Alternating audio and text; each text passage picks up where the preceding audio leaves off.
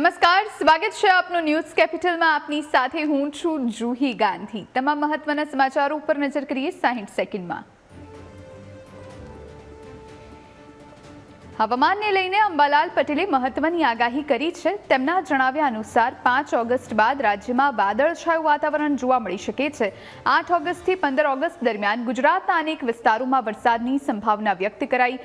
ઉત્તર ગુજરાતના કેટલાક ભાગોમાં વરસાદ થવાની શક્યતા, જ્યારે કેટલાક વિસ્તારોમાં 3 થી 4 ઇંચ સુધીનો વરસાદ થઈ શકે. મધ્ય ગુજરાતના કેટલાક વિસ્તારમાં વરસાદની શક્યતા છે. ઓગસ્ટથી 15 ઓગસ્ટ વચ્ચે ગુજરાતના ભાગોમાં વરસાદ થવાની શક્યતા રહે છે. બંગાળ ઉપસાગરનો ભેજ, અરબ સાગરનો ભેજ ઉત્તર ભારતમાં જશે. ઉત્તર ભારતમાં અને ઉત્તર ભારતના ઉત્તર પૂર્વીય ભાગોમાં થઈને લગભગ મધ્યપ્રદેશના એક્ઝોનિક ભાગોમાં વરસાદ થવાની શક્યતા રહેશે. ઉત્તર ગુજરાતના ભાગોમાં વરસાદ થવાની શક્યતા રહેશે. કેટલાક ભાગમાં 2 ઇંચ 3 ઇંચ તો ક્યાંક 4 ઇંચ જેવો વરસાદ થવાની શક્યતા રહેશે. મધ્ય ગુજરાતના ભાગોમાં પણ વરસાદ થવાની શક્યતા રહેશે. દક્ષિણ ગુજરાતના ભાગોમાં ભારે વરસાદ થવાની શક્યતા રહેશે. તાપી નદીનું જળસ્તર વધવાની શક્યતા રહેશે. અડધું ચોમાસું પૂર્ણ થવા છતાં દેવભૂમિ દ્વારકા જિલ્લામાં વરસાદની ભારે અછત જોવા મળી રહી છે.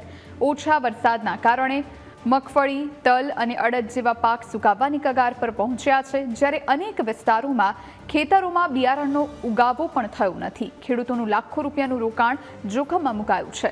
બીજી તરફ ડેમ, ચેકડેમ અને કૂવા સુકાઈ જતા સિંચાઈની આશા પણ ધૂંધળી બની છે. લીલા અને સૂકા ઘાસચારાના ભાવ વધતા પશુપાલકો પર પણ આર્થિક ભાર વધ્યો છે. આજે વરસાદના કારણે પહેલો રાઉન્ડ અને બીજો રાઉન્ડ દેવભૂમિ દ્વારકામાં વરસાદ છે જ નહીં. 4 થી 5% જેવો વરસાદ છે. બાકી બધા ખેડૂતોએ વાવેતર કર્યું છે. વાવેતર કર્યું પણ વાવેતર બધું નિષ્ફળ જાય એમ છે. 50% વાવેતર થયું અને 50% બાકી છે. નાળા, ચેકડેમો, કૂવા બધા પાણીથી ખાલી છે. કોઈ ખેડૂતને ક્યાંય ટણે અસત દેવભૂમિ દ્વારકા અસતગ્રસ્ત જાહેર કરે એવી અમારી. સુરેન્દ્રનગર જિલ્લામાં અતિવૃષ્ટિ અને પાણી ભરાવાના કારણે ખેડૂતોને થયેલી નુકસાનીના મુદ્દે સાંસદ ચંદુભાઈ સિહોરાએ કેન્દ્રીય કૃષિ મંત્રી શિવરાજસિંહ ચૌહાણને પત્ર લખી રજૂઆત કરી છે. પત્રમાં તેમણે ખેડૂતો માટે વિશેષ રાહત પેકેજ જાહેર કરવાની માંગ કરી. સાથે જ તાત્કાલિક નુકસાનીનો સર્વે કરીને અસરગ્રસ્ત ખેડૂતોને વહેલી તકે સહાય ચૂકવવામાં આવે તેવી પણ અપીલ કરવામાં આવી. ઉપરાંત ખેતરોમાં ભરાયેલા પાણીનો તાત્કાલિક નિકાલ કરવા પણ સરકાર સમક્ષ રજૂઆત કરવામાં આવી છે.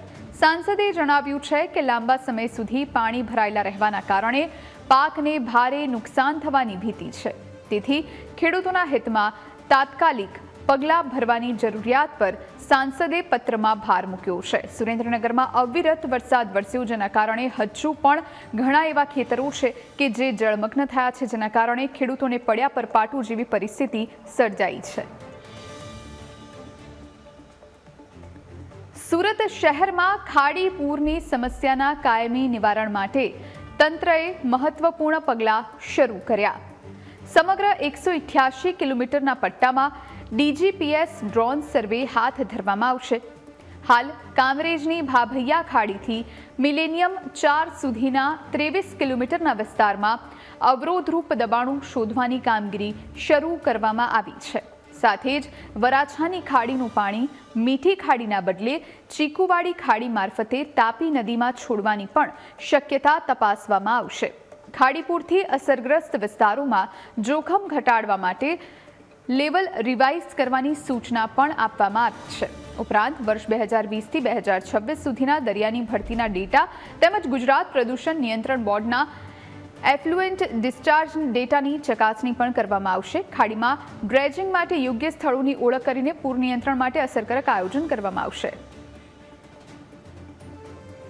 સાબરકાંઠામાં અવિરત વરસાદે લીલા શાકભાજીના પાકને ભારે નુકસાન પહોંચાડ્યું. વડાલીના ભગીરથ શાક માર્કેટમાં આવક ઘટતા હોલસેલ અને રિટેલ બંને બજારોમાં શાકભાજીના ભાવ આસમાને પહોંચ્યા છે.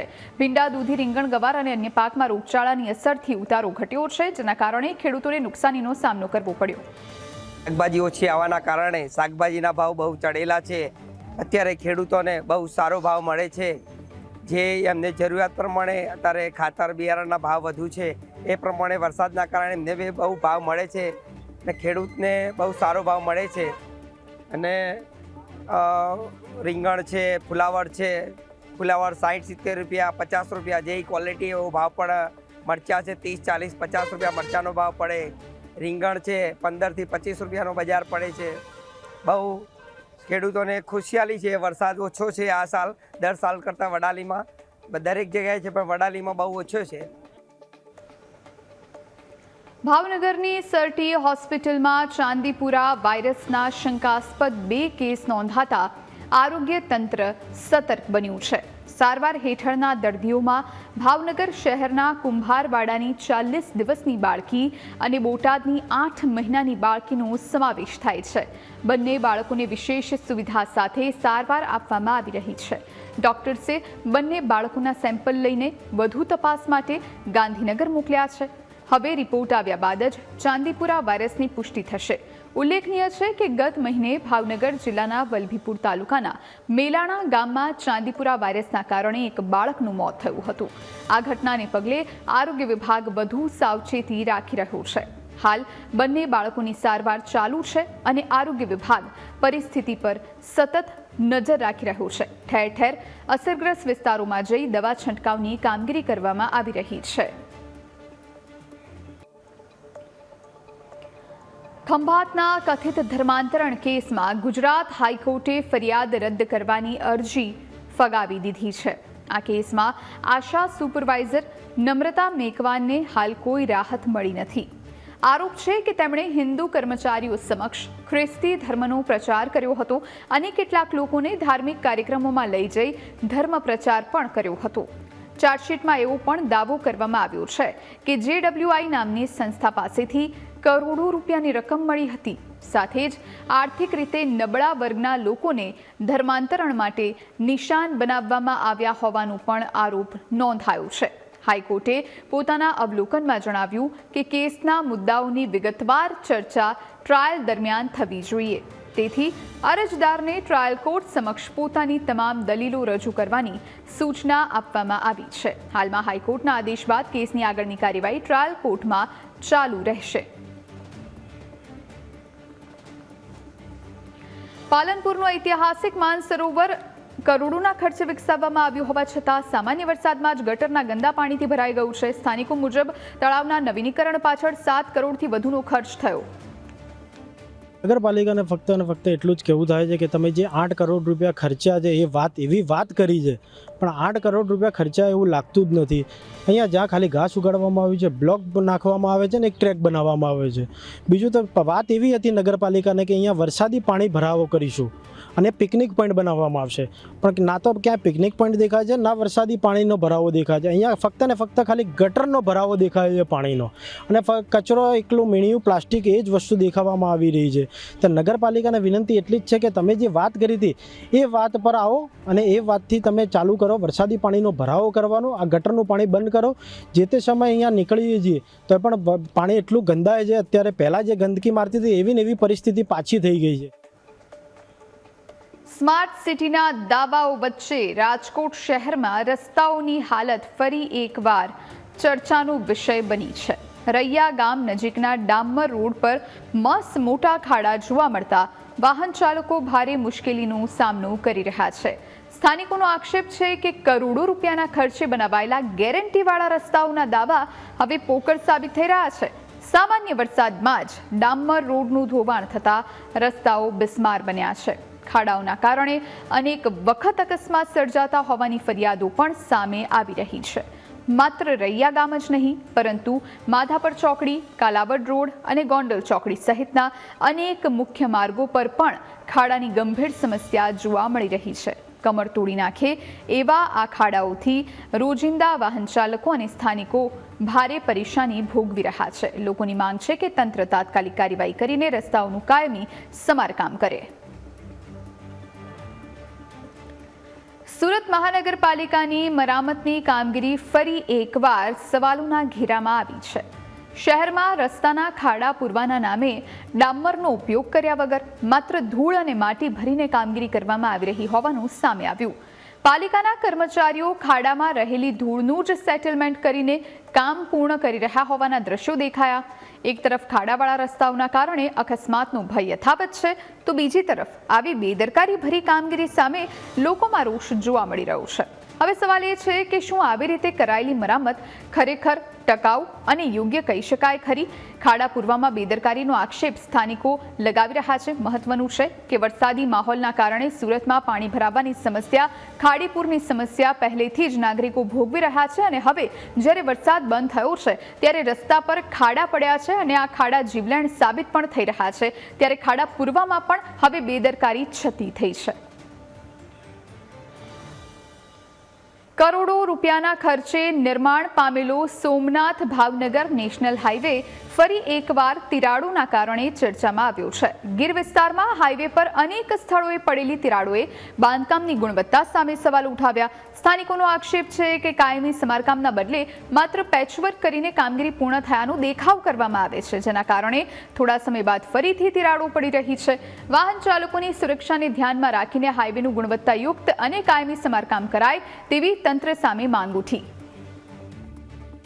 સોમનાથથી ભાવનગર નેશનલ હાઈવે છે, ત્યાં હાલ 2 વર્ષ પહેલા બનેલો છે બરાબર, પણ 2 વર્ષ હજી પૂર્ણ નથી થયા, પણ આ રોડમાં એટલા રસ્તાઓમાં તિરાડો પડી ગઈ છે એની કોઈ સીમા જ નથી. વારંવાર લોકોને એક્સિડન્ટ થાય છે, કોઈ છતાં તંત્ર કોઈ ધ્યાન દેતું નથી. તંત્રની બેદરકારી એકદમ છે. વારંવાર રજૂઆત કરેલી છે કે અહીંયા આગળ જતા થોડુંક પેલા પુલ બેસી ગયું હતું, તો એ તંત્ર આવીને મતલબમાં નોર્મલ રિપેર કરીને પાછું વહી જાય છે.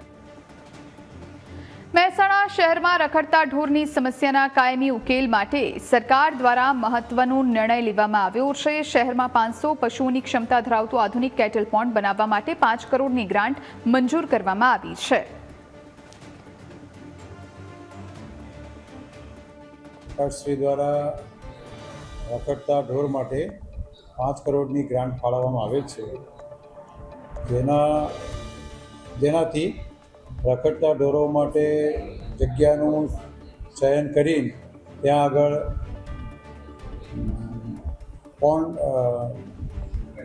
કેટલ પોન્ડ બનાવવામાં આવશે, જેનાથી પશુઓ માટે ડૉક્ટર તેમજ ઘાસચારાની વ્યવસ્થા થઈ શકે, એવા 500 પશુઓ રહી શકે એવી વ્યવસ્થા કરવામાં આવશે, જેનાથી રાહદારીઓને જે રખડતા પશુઓનો પ્રશ્ન છે એનું સોલ્યુશન આવી શકશે. કેન્દ્ર સરકારે 16મા નાણાં પંચની ગ્રાન્ટના નિયમોમાં મોટા ફેરફારો જાહેર કર્યા છે. હવે કુલ ગ્રાન્ટમાંથી 80% હિસ્સો ગ્રામ પંચાયતોને, જ્યારે 10% તાલુકા પંચાયત અને 10% જિલ્લા પંચાયતને ફાળવવામાં આવશે. નવા નિયમો મુજબ ગ્રાન્ટનો ઉપયોગ પગાર કે માનદ વેતન ચૂકવવા માટે નહીં કરી શકાય. ઉપરાંત રસ્તાના વિકાસના કામોમાં 20%થી વધુ રકમ પેવિંગ બ્લોક અથવા સીસી રોડ માટે ખર્ચી શકાશે નહીં. ગ્રાન્ટ મેળવવા માટે ચૂંટાયેલી પંચાયતની બોડી અસ્તિત્વમાં હોવી ફરજિયાત રહેશે. સાથે જ વર્ષ 2025-26ના પ્રોવિઝનલ અને 2024-25ના ઓડિટેડ હિસાબ ઓનલાઈન અપલોડ કરવા પડશે. આ ઉપરાંત રાજ્ય નાણાં પંચની સ્થાપના થઈ હોવી અને તેનો અહેવાલ વિધાનસભામાં રજૂ થયેલો હોવો પણ જરૂરી રહેશે. આ નવા નિયમોનો હેતુ ગ્રાન્ટના વધુ પારદર્શક અને અસરકારક ઉપયોગને સુનિશ્ચિત કરવાનું છે. 16મા નાણાં પંચના નિયમોમાં આ પ્રમાણેના ફેરફાર કરાયા.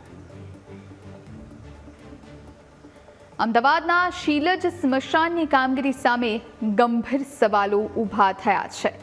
અંદાજે 17 કરોડ રૂપિયાના ખર્ચે તૈયાર થયેલું સ્મશાન માત્ર 7 મહિનાની અંદર ખસ્તા હાલતમાં જોવા મળી રહ્યું છે. અમદાવાદમાં પડેલા ભારે વરસાદ બાદ સ્મશાનની નબળી કામગીરીની પોલ છતી થઈ ગઈ છે. માહિતી અનુસાર સ્મશાનનું સ્ટ્રક્ચર બેસી ગયું છે, જેના કારણે બાંધકામની ગુણવત્તા પર પ્રશ્નો ઊભા થયા છે. આ ઘટનાના વિડીયો અત્યારે સોશિયલ મીડિયા પર વાયરલ થતા એએમસી હરકતમાં આવ્યું. આરોપ છે કે રાતોરાત થીગડા મારીને કામગીરી બતાવવાનો પ્રયત્ન કરવામાં આવ્યો.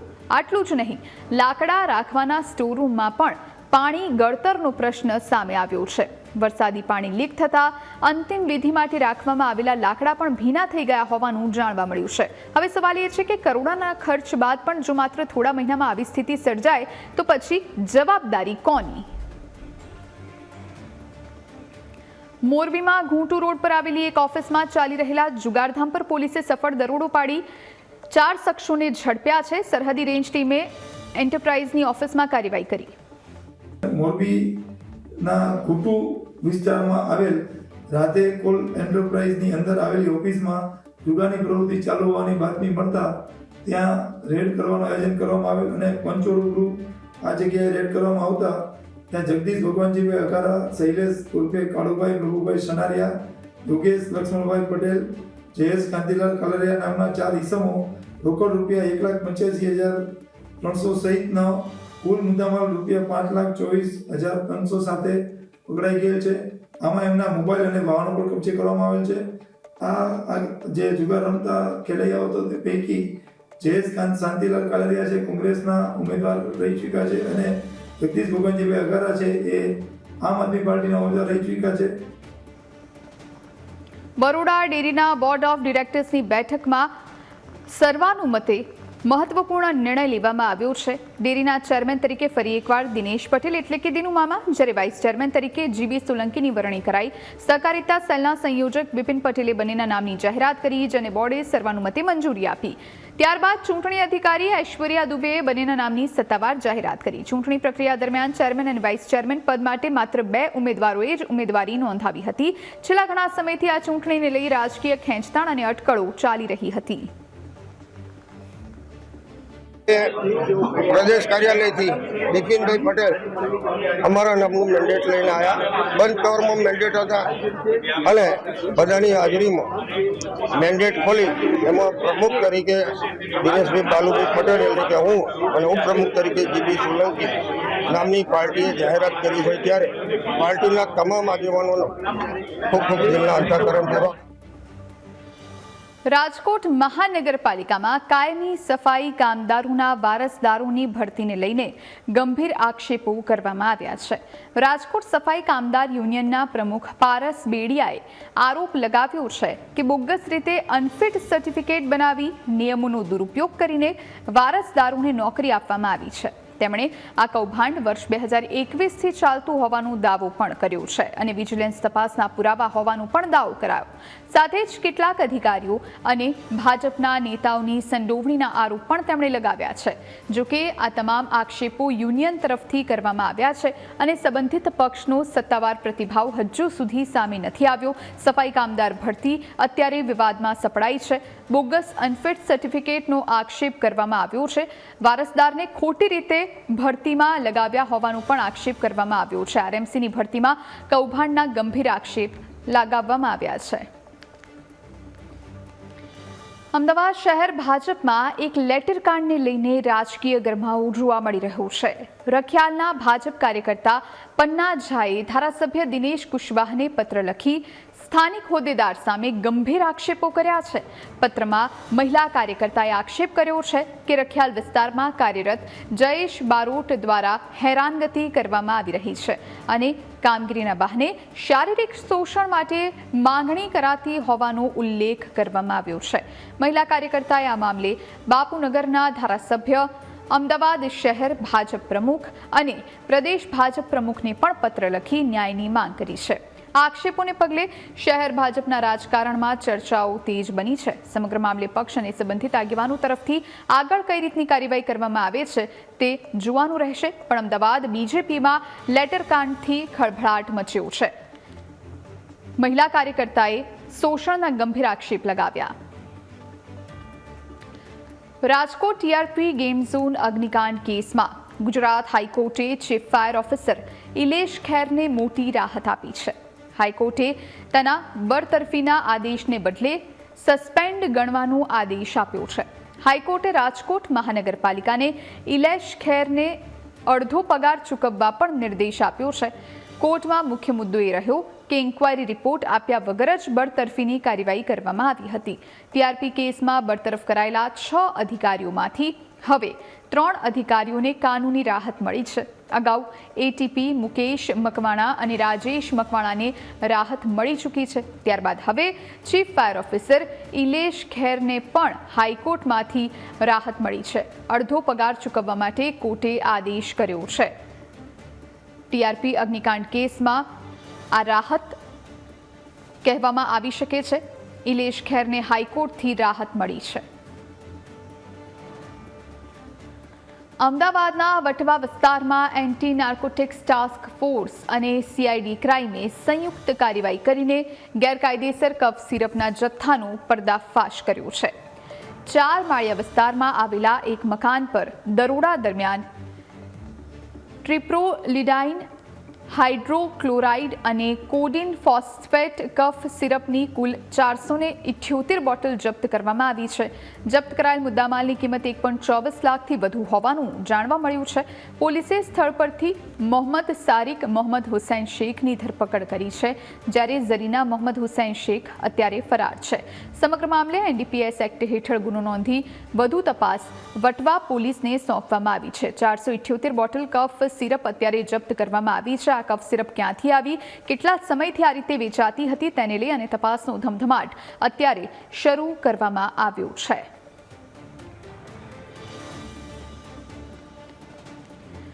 રાજ્યની ગ્રાન્ટેડ શાળાઓમાં લાંબા સમયથી ખાલી રહેલી ક્લાર્કની જગ્યાઓ હવે ભરાશે. રાજ્ય સરકારના નિર્ણય વિભાગે આ અંગે મહત્વનો નિર્ણય કર્યો છે. રાજ્યભરની ગ્રાન્ટેડ શાળાઓમાં અંદાજે 4000 જેટલી ક્લાર્કની ખાલી જગ્યાઓ ભરાશે. અંદાજે 4600 જેટલી ક્લાર્કની જે જગ્યા ખાલી છે તે જગ્યાઓ ભરવા માટે માનનીય મુખ્યમંત્રીશ્રીએ સૂચના આપી દીધેલ છે કે આ જગ્યાઓ રાજ્યના શાળા સંચાલકોએ જાતે ભરવાની રહેશે અને અગાઉ જે પદ્ધતિ હતી એ પદ્ધતિને અનુસરવાની રહેશે. સાથે સાથે તેમણે એ પણ કહ્યું કે બહુ ઝડપથી આ જગ્યાઓ ભરાય એવી મેં સૂચના આપેલ છે. ત્યારબાદ રાજ્યના શિક્ષણ મંત્રી શ્રી ડૉક્ટર વાજા સાહેબ અને માનનીય રીવાબા જાડેજા સાહેબને પણ આ અંગે અમે મળ્યા હતા અને પડતર પ્રશ્નોની ચર્ચા કરી હતી. એટલે મિત્રો બહુ ઝડપથી ક્લાર્કની ભરતી થઈ જશે. મહેસાણાના ઓગડ મઠ વિવાદે હવે રાજકીય રંગ પકડી લીધો છે. ખેરાલુના પૂર્વ ધારાસભ્ય રમીલાબેન દેસાઈએ મુખ્યમંત્રીને પત્ર લખી સમગ્ર મામલે નિષ્પક્ષ તપાસની માંગ કરી છે. અજમલભાઈ ચૌધરીના અપહરણ, લૂંટ અને મારપીટના કેસમાં ઓગડ મઠના મહંતનું નામ FIRમાં ઉમેરવા અને તેમની ધરપકડ કરવા રજૂઆત કરવામાં આવી છે. આ ઉપરાંત સમગ્ર ઘટનાની તપાસ માટે SITની રચના કરવાની માંગ પણ કરવામાં આવી છે. પત્રમાં CCTV ફૂટેજ, કોલ રેકોર્ડિંગ સહિતના મહત્વના પુરાવાઓ સુરક્ષિત રાખવા અને પીડિત તેમજ સાક્ષીઓને સુરક્ષા આપવા પણ માંગ કરવામાં આવી છે. સાથે જ તપાસમાં બેદરકારી દાખવનાર અધિકારીઓ સામે કાર્યવાહી કરવાની રજૂઆત પણ કરવામાં આવી છે. હવે આ મામલે સરકાર અને પોલીસ તંત્ર કઈ રીતના પગલાં લે છે તે જોવાનું રહેશે. ઓગડ મઠ વિવાદમાં રાજકીય એન્ટ્રી થઈ છે, રાજકીય ગરમાવો આવ્યો છે. પૂર્વ ધારાસભ્યએ CMને પત્ર લખ્યો. પાસપોર્ટ માટે અરજી કરનાર નાગરિકો માટે રાહતના સમાચાર. હવે પાસપોર્ટ વેરિફિકેશન માટે અરજદારોને પોલીસ મથકે જવાની જરૂર નહીં પડે. નવી પ્રક્રિયા મુજબ પોલીસ વેરિફિકેશન દરમિયાન અરજદારની નાગરિકતા અને ગુનાહિત પૂર્વ ઇતિહાસની ચકાસણી કરવામાં આવશે, જ્યારે અરજદારના સરનામાની અલગથી ચકાસણી કરવામાં આવશે નહીં. આ અંગે DGPએ તમામ પોલીસ અધિકારીઓને નવી સૂચનાઓ આપી છે અને આ સૂચનાઓનું કડકપણે પાલન કરવાના પણ આદેશ કરવામાં આવ્યા છે. નવી વ્યવસ્થાથી પાસપોર્ટ વેરિફિકેશનની પ્રક્રિયા વધુ ઝડપી અને સરળ બનશે. હવે પોલીસ સ્ટેશન તમારે પાસપોર્ટ વેરિફિકેશન માટે નહીં જવું પડે. વેરિફિકેશનની પ્રક્રિયા હવે સરળ બની છે. હવે ઝડપી અને સરળ રીતે પાસપોર્ટનું વેરિફિકેશન થઈ શકશે. આ મોટા આદેશ અત્યારે કરી દેવામાં આવ્યા છે. હવે વેરિફિકેશન માટે નહીં જવું પડે. ગુજરાત સરકારે આદિજાતિ દર્દીઓ માટે મહત્વપૂર્ણ આરોગ્ય યોજના જાહેર કરી છે. હવે અનુસૂચિત જનજાતિના દર્દીઓને ઓર્ગન ટ્રાન્સપ્લાન્ટ અને રોબોટિક સર્જરી જેવી મોંઘી સારવાર માટે આર્થિક સહાય મળી રહેશે.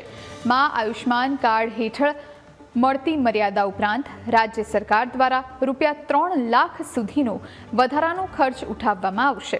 આ યોજનાથી ગંભીર બીમારીઓ સામે લડી રહેલા આદિજાતિ સમાજના દર્દીઓને મોટી રાહત મળશે. સરકારની આ પહેલનો હેતુ આદિજાતિ વિસ્તારોના નાગરિકોને શ્રેષ્ઠ આરોગ્ય સેવાઓ ઉપલબ્ધ કરાવવાનો અને મોંઘી સારવારનો આર્થિક બોજ ઘટાડવાનો છે. રોબોટિક સર્જરીનો ખર્ચ પણ સરકાર ઉઠાવશે. વધુ 3 લાખની સહાય આદિજાતિના જે દર્દીઓ છે તેમને મળી રહેશે. આદિવાસીઓને સરકારે આ મોટી ભેટ અર્પણ કરી છે. ઓર્ગન ટ્રાન્સપ્લાન્ટ માટે સહાય ચૂકવાશે. આ સાથે આ બુલેટિનમાં અત્યારે બસ આટલું જ. તમામ મહત્વના સમાચારો માટે આપ જોતા રહો ન્યૂઝ કેપિટલ. નમસ્કાર.